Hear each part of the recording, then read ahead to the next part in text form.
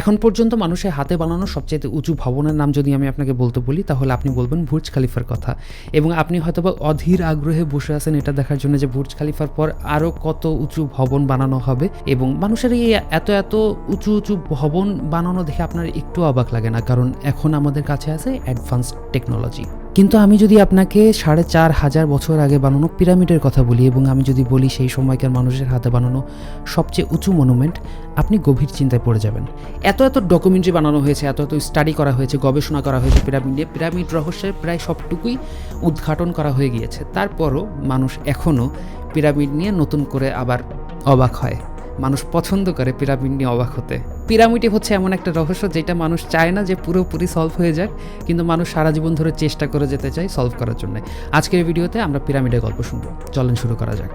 পৃথিবীর সপ্তম আশ্চর্যের অন্যতম সেই রহস্যই থেকে যাক। The pyramids were designed to hide dark secrets of the dead for eternity. Why was a nation devoted to housing its dead?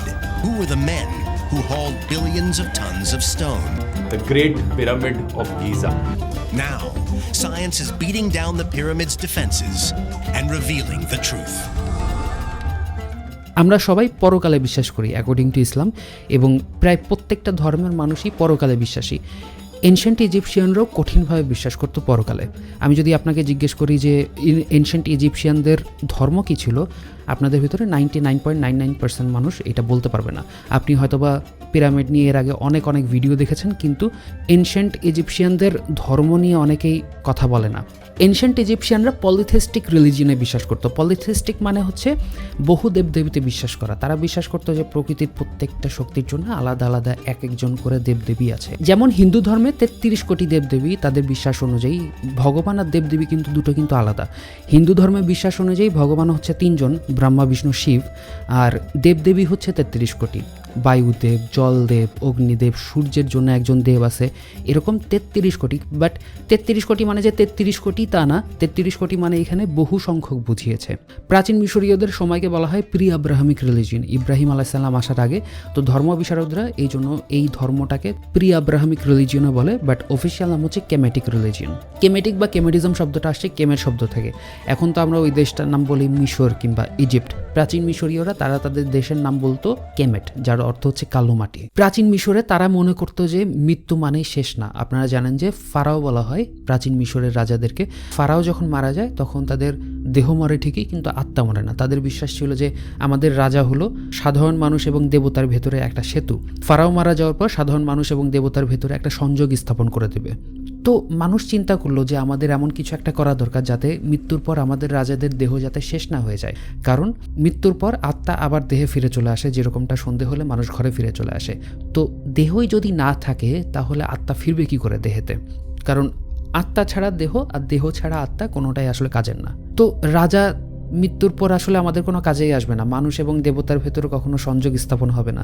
তো আমাদেরকে রাজার দেহকে সংরক্ষণ করে রাখতে হবে যাতে দেহ এবং আত্মা আবার মিলিত হয়ে পুনর্জীবিত হয়। এক্সট্রিম লেভেলের স্পিরিচুয়াল চিন্তাভাবনা, এবং এই চিন্তা থেকেই আসে মামিফিকেশন, মমি প্রথা। মামিফিকেশন প্রসেসের উদ্দেশ্য হচ্ছে দেহকে ডিকম্পোস্ট হওয়া থেকে বাঁচানো। মোট 7টা ধাপে হচ্ছে মামি বানানো হতো। প্রথম ধাপ হচ্ছে পিউরিফিকেশন।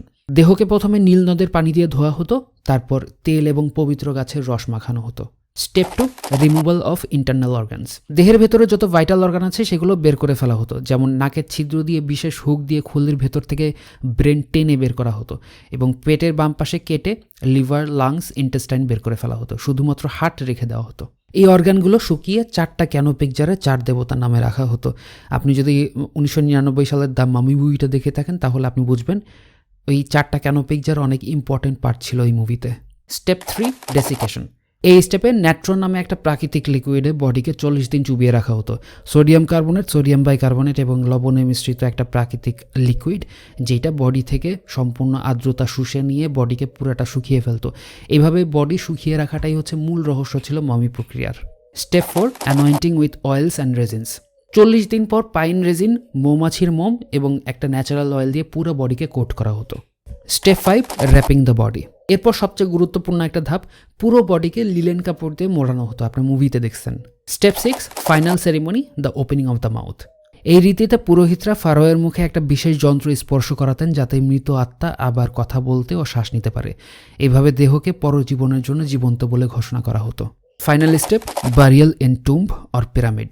সবশেষে মমিকে রাখা হতো কাঠের কফিনে, সেই কফিন রাখা হতো পাথরের বানানো একটা সার্কোফেগাজে, সেই সার্কোফেগাজ রাখা হতো পিরামিডের গভীরে। সাথে করে দেওয়া হতো খাবার, পানি, সোনাদানা, দেবতার মূর্তি। ইহকালে বেঁচে থাকতে যা যা কিছু প্রয়োজন সেই সব কিছু মমির সাথে দিয়ে দেওয়া হতো, এটা ভেবে যে পরকালে গিয়ে আমাদের রাজা যাতে ভালো থাকে। এবং এই মমি রাখার জন্যই মূলত বানানো হয়েছিল পিরামিড। প্রথম পিরামিড বানানো হয়েছিল ফারাও জোসেরের জন্য প্রায় খ্রিস্টপূর্ব 2630 সালে। প্রথম পিরামিড হলো এই স্টেপ পিরামিড, যেটার উচ্চতা 204 ফুট। এই পিরামিডের 6টা ধাপ আছে। এই স্টেপ পিরামিডটাই হলো মানুষের বানানো সর্বপ্রথম উঁচু মনুমেন্ট। এই পিরামিডটার আর্কিটেক্ট ছিল ইমহোতেপ, এবং বলা হয় ইমহোতেপ হচ্ছে পৃথিবীর সর্বপ্রথম আর্কিটেক্ট। এই স্টেপ পিরামিডটা দেখতে হলে আপনাকে যেতে হবে ইজিপ্টের সাকারাতে, কিন্তু মানুষ ইজিপ্টে যায় মূলত গিজাতে এই 3টা পিরামিড দেখার জন্য। আপনিও যাবেন এই 3টা পিরামিড দেখার জন্য, যে এই 3টা পিরামিড দেখতে সবচেয়ে আকর্ষণীয়, সুন্দর, এবং 3টাই হলো ইজিপ্টের মূল পিরামিড, যেটা নিয়ে মানুষের এত বেশি কৌতূহল। এই 3টা পিরামিড 3 প্রজন্মের 3 রাজার পিরামিড। এই 3টা পিরামিড আর এই স্ফিংস মিলে এটাকে বলা হয় গিজা পিরামিড কমপ্লেক্স। এটা স্পেকুলেট করা হয় যে এই 3টা পিরামিডের মধ্যে একটা হচ্ছে খুফুর পিরামিড, তারপরেরটা হচ্ছে খুফুর ছেলে ফারাও খাফরের পিরামিড, আর তারপরেরটা হচ্ছে খাফরের ছেলে ফারাও মেনকরের পিরামিড। এবং এর মধ্যে সবচেয়ে বড় পিরামিড হলো খুফুর পিরামিড, যেটাকে গ্রেট পিরামিড অফ গিজা বলা হয়। ছবির অ্যাঙ্গেল অনুযায়ী হয়তোবা পিরামিডটাকে একটু ছোট দেখাচ্ছে, কারণ পিরামিডটা এই 2টা পিরামিডের থেকে একটু দূরে। যেটার মূল উচ্চতা হচ্ছে 481 ফুট, কিন্তু এই পিরামিডের উপরের অংশ আস্তে আস্তে ক্ষয় হয়ে যাওয়ার কারণে এর বর্তমান উচ্চতা 455 ফুট রয়ে গেছে। আমি আগে মনে করতাম যে একটা পিরামিডের মধ্যে মনে হয় অনেকগুলো রাজার মমি রাখা হয়, কিন্তু এটা ভুল ধারণা। যেরকমটা আপনার পার্সোনাল বেডরুম, একজন রাজার জন্য একটা পিরামিড। ছোট বড় মিলিয়ে এখন পর্যন্ত 118টা থেকে 138টা পিরামিড আবিষ্কার করা হয়েছে। বাকি পিরামিডগুলো এতটা ভালো কন্ডিশনে নাই, শুধুমাত্র এই 3টা পিরামিডই হচ্ছে ওয়েল প্রিজার্ভড অবস্থায় আছে। পিরামিডগুলো এখন আপনি যেরকমটা দেখেন, শুরুতে কিন্তু এই পিরামিডগুলো এরকম ছিল না। এই পিরামিডগুলো অ্যাকচুয়ালি এরকম দেখতে ছিল, সাদা লাইমস্টোন দিয়ে কভার করা, এবং প্রত্যেকটা পিরামিডের উপরে এরকম বড় ত্রিভুজ আকৃতির পাথর বসানো থাকতো, যেটাকে পিরামিডিয়ন বলে। এই পিরামিডিয়ন সম্পূর্ণ পিরামিডের গঠনকে একটা পূর্ণতা দিত। এই পিরামিডিয়নগুলো বানানো হতো গ্রানাইট দিয়ে, যেটাতে সূর্যের আলো পড়লে পরে ঝলমল করে উঠত। সময়ের সাথে সাথে খুপুর পিরামিড আর মেনকরের পিরামিড থেকে লাইমস্টোনের সাদা স্তর সরে গেছে, কিন্তু খাফরের পিরামিডের ওপরের দিকে এখানে লাইমস্টোনগুলো কিছু অংশ এখনও বেঁচে আছে। কিন্তু পিরামিডের ব্যাপারে সবচাইতে রহস্যময় এবং অবাক করা বিষয় হচ্ছে যে এত বড় বিশাল মনুমেন্ট কোনো রকম কোনো অ্যাডভান্স টেকনোলজি ছাড়াই কিভাবে বানানো সম্ভব হলো। তখন না ছিল বড় কোনো ক্রেন, ট্রাক, এমনকি পিরামিড যখন বানানো হয়েছিল তখন চাকাও আবিষ্কার হয়নি। এই পিরামিড তৈরিতে যে পাথরগুলো ব্যবহার করা হয়েছিল সেগুলোর এক একটার ওজন 2.5 টন, আর চেম্বারের ভেতরে সবচাইতে ভারী পাথর খুঁজে পাওয়া যায় যেটার ওজন 80 টন। তো 2.5 থেকে 80 টনের ভেতরে ছিল এক একটা পাথরের ওজন। এত ভারী পাথর হওয়া সত্ত্বেও এই পাথরগুলো খুব নিখুঁত মাপে কাটা হয়েছে, যার জন্য প্রপার জিওমেট্রিক্যাল নলেজ থাকাটা প্রয়োজন। এবং মিশরীয়রা এতটাই দক্ষ ছিল কম্পাস ছাড়াই ডিগ্রি পরিমাপে। খুফুর যে পিরামিডটা সেটা চারিদিকের এজগুলো নর্থ সাউথ ইস্টের সমান ডিরেকশনে বানানো, শুধু উত্তরের দিকে মাত্র 0.05 ডিগ্রি এরর পাওয়া গেছে, যেটা খুবই সামান্য এরর। কম্পাস দিয়েও এতটা নিখুঁত অ্যালাইনমেন্ট কখনো সম্ভব না। এবং স্কলাররা এই থিওরিটাও দেয় যে গিজার যে 3টা মূল পিরামিড, এই 3টা মূল পিরামিডের যে প্লেসমেন্ট সেটা কনস্টেলেশনের সাথে মিল রেখে করা হয়েছে। এই 3টা তারাকে একসাথে বলে ওরিয়েন্ট কনস্টেলেশন। এই 3টা তারার সাথে অ্যালাইন করে পিরামিডগুলো বানানো। অর্থাৎ মিশরীয়রা অ্যাস্ট্রোনমিতেও অনেক বেশি দক্ষ ছিল। দ্য গ্রেট ওয়াল অফ চায়নার হিস্ট্রি যখন আমরা পড়তে যাই তখন দেখি যে ওয়ার্কারদের উপরে অনেক অত্যাচার করা হয়েছিল, অনেক জুলুম করা হয়েছিল। প্রাচীন মিশরে পিরামিডের ওয়ার্কারদের সাথে কিন্তু এই জিনিসটা করা হয়নি। তাদেরকে অনেক সুযোগ সুবিধা দেওয়া হয়েছিল, খাবার দাবার থেকে শুরু করে থাকার জায়গা, রিসোর্সেস, সব কিছু। প্রাচীন মিশরের ওয়ার্কার এবং ইঞ্জিনিয়াররা ছিল হাইলি স্কিল্ড। তারপরেও একটা প্রশ্ন থেকে যায় যে এত ভারী, এত বড় পাথরের ব্লক একটার উপরে আর একটা ওঠালো কী করে। যেরকমটা আমি বললাম, অ্যাকর্ডিং টু দ্য হিস্ট্রি চাকাও তখন আবিষ্কার হয়নি। এই ভারী পাথরগুলো যেমন 5.5 million tons limestone, 8000 ton granite এবং 5000 টন মর্টার প্রথমে 800 কিলোমিটার দূর থেকে নীল নদ দিয়ে নৌকায় আনা হতো, এবং নীল নদ থেকে কিছুটা ক্যানাল সিস্টেম বানানো হয়েছিল, যেই ক্যানালগুলো পিরামিড পর্যন্ত পৌঁছাতো। সেখান থেকে বালির ওপর দিয়ে দড়ি দিয়ে বেঁধে একটা প্ল্যাটফর্মের উপর পাথরগুলো রেখে স্লাইড করে নিয়ে যাওয়া হতো। কিন্তু এখানে আরও একটা প্রশ্ন আসে যে এই পাথরগুলো একটার উপর আর একটা ওঠালো কী করে। এই পাথর ওঠানো নিয়ে গবেষকরা অনেকগুলো থিওরি বের করেছে, তার ভেতরে র্যাম্প থিওরিটা হচ্ছে সবচাইতে ওয়াইডলি অ্যাকসেপ্টেড থিওরি। মাটি থেকে ওপরের দিকে এরকম টিল্ট র্যাম্প বানানো হতো, এবং র্যাম্পের ওপর পানি ঢেলে আর কাদামাটি দিয়ে গ্রিজিং করা হতো যাতে ফ্রিকশন কম হয়। তারপর র্যাম্পের মাধ্যমেই এই পাথরগুলো স্লাইড করে উপরের দিকে ওঠানো হতো।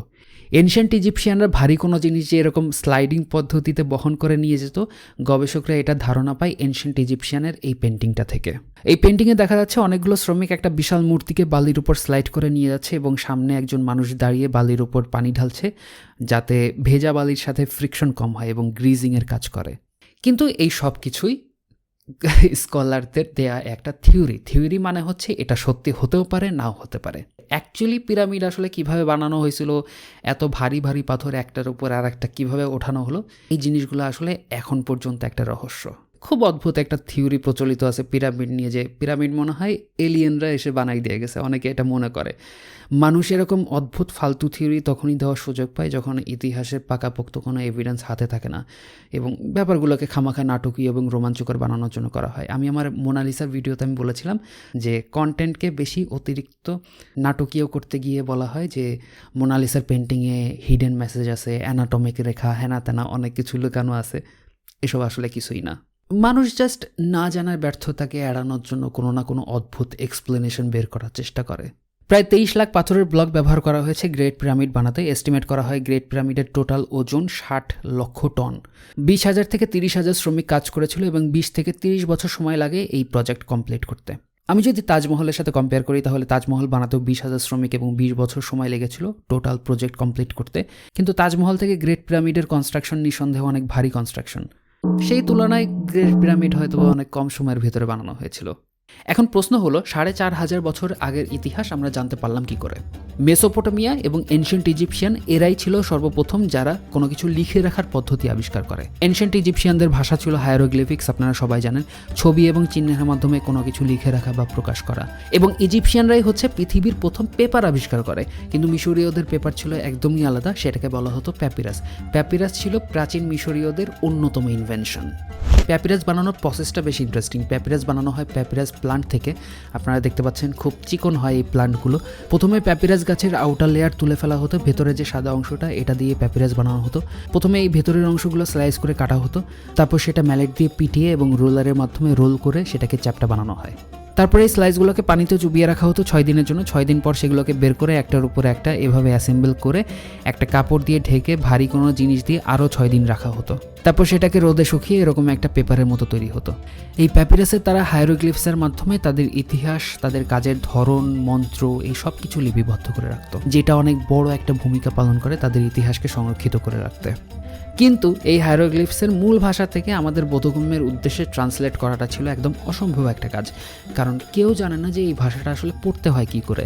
আবার হায়ারোগ্লিফসের কোনো ডিকশনারিও ছিল না। আবার 4,000 বছর আগে যে আমরা কোনো ইজিপশিয়ানদের সাথে কমিউনিকেট করব সেটাও সম্ভব না। তাহলে কি করে উদ্ধার হলো এই হায়ারোগ্লিফসের অর্থ? ডিকশনারি একটা পাওয়া গিয়েছিল। 1799 সালে নেপোলিয়ন বোনাপার্ট তার সৈন্য নিয়ে ইজিপ্টে একটা অভিযান চালায়। সেই অভিযানে নেপোলিয়ন বোনাপার্ট একটা কালো রঙের পাথর খুঁজে পায়। এই পাথরের সাইজ ভালোই বড়, যেটাকে পরে নাম দেওয়া হয় রোজেটা স্টোন, কারণ রোজেটা শহরে খুঁজে পাওয়া গিয়েছিল এই পাথরটা। এই রোজেটা স্টোনের 3টা আলাদা আলাদা ভাষায় টলেমি 5 হাসানের একটা ভাষণ লেখা ছিল। টলেমি 5 হাসান ছিলেন টলেমি রাজবংশের 5ম রাজা। টলেমি রাজবংশের প্রতিষ্ঠাতা ছিলেন টলেমি 1, যিনি ছিলেন আলেকজান্ডার দি গ্রেটের সেনাপতি। আলেকজান্ডার দি গ্রেট ছিলেন গ্রিক বংশোদ্ভূত এবং উনি 332 খ্রিস্টপূর্বে মিশরকে দখল করেন এবং গ্রিক ভাষা এবং সংস্কৃতি মিশরে প্রতিষ্ঠা করেন। সেটা আলাদা একটা ইতিহাস, অন্য কোনো ভিডিওতে আলোচনা করা যাবে, বাট রোজেটা স্টোনের কাহিনী বোঝার জন্য এটুকু জানাটা জরুরি ছিল। রোজেটা স্টোনে টলেমি 5 দেওয়া ভাষণের মূল কথা ছিল যে রাজাকে দেবতার মতো সম্মান করতে হবে, এবং এই একটা ভাষণ 3টা আলাদা আলাদা ভাষায় লেখা ছিল মিশরীয়দের উদ্দেশ্যে। 3টা ভাষার মধ্যে প্রথম ভাষাটা হচ্ছে হায়ারোগ্লিফিক্স। হায়ারোগ্লিফিক্সটা প্রাচীন মিশরীয়দের পুরোহিত এবং রাজপরিবারের ভাষা ছিল। দ্বিতীয় ভাষাটা ছিল ডেমোটিক, যেটাকে ইজিপশিয়ান কার্সিভো বলা হয়। এই ডেমোটিক ভাষাটা হচ্ছে প্রাচীন মিশরের সাধারণ মানুষেরা ব্যবহার করত। আর তৃতীয় ভাষাটা ছিল গ্রিক ল্যাঙ্গুয়েজে, যেই ভাষাটা মানুষ অলরেডি পারত।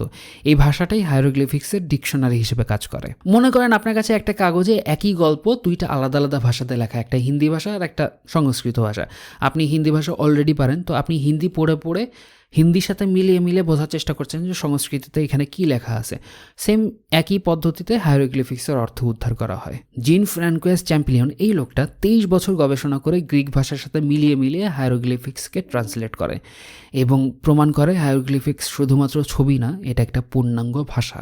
প্রাচীন মিশরের দরজা খুলে যায় আধুনিক পৃথিবীর জন্য, এবং এই যে মামিফিকেশন, পিরামিড কীভাবে বানানো হয়েছিল, প্রাচীন মিশরের রাজনীতি, ধর্ম, আধ্যাত্মিকতা, আজকে আমরা সেই সব অজানা রহস্যগুলো জানি শুধুমাত্র হাইরোগ্লিফিক্সের অর্থ জানার কারণে। রোজেটা স্টোন আপনি যদি সরাসরি দেখতে চান তাহলে আপনাকে যেতে হবে লন্ডনে, ব্রিটিশ মিউজিয়ামে রাখা আছে।